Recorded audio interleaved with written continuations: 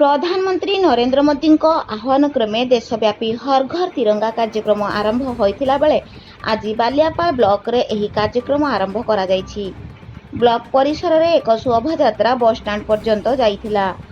एथिरे पंचायत समितिर अध्यक्षा रंजिता नायक, बीडीओ विनोद चंद्र पंडा, बीजेपी विधायक प्रार्थी रविंद्र ओडिया, बीजेपी नेता अजय कुमार साहू, लंबोदर महाना, मानस दास प्रमुख उपस्थित थिले।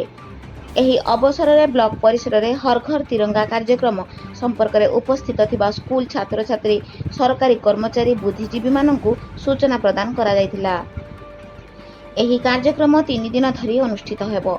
एथिरे सांस्कृतिक कार्यक्रम, जातीय पताका उत्तोलन, सफेई कार्यक्रम, घरे घरे तिरंगा पताका बंटन हेबो बोली बीडीओ विनोद चंद्र पंडा सूचना दैछन्ति। तिरंगा कार्यक्रम बालियापाल पंचायत रे आज आरंभ होइछि। आज से अनुसार आम प्रोग्राम करूँ तिरंगा यात्रा। एठारे स्कूल पिला, सरकारी कर्मचारी एवं नेतृमंडली समस्त उपस्थित थे। वर्तमान आम कैनभास स्थापन करूँ ऑफिस मध्य से समस्ते हर घर तिरंगा एवं जय हिंद स्लोगान लिखिबे।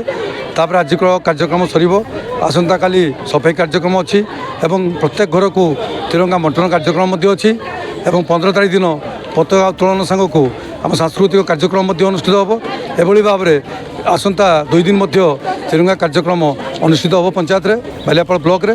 तेणु समस्त को अनुरोध कराऊँ अवसर में समस्ते उपस्थित रही यह कार्यक्रम को सफल करने अनुरोध। धन्यवाद।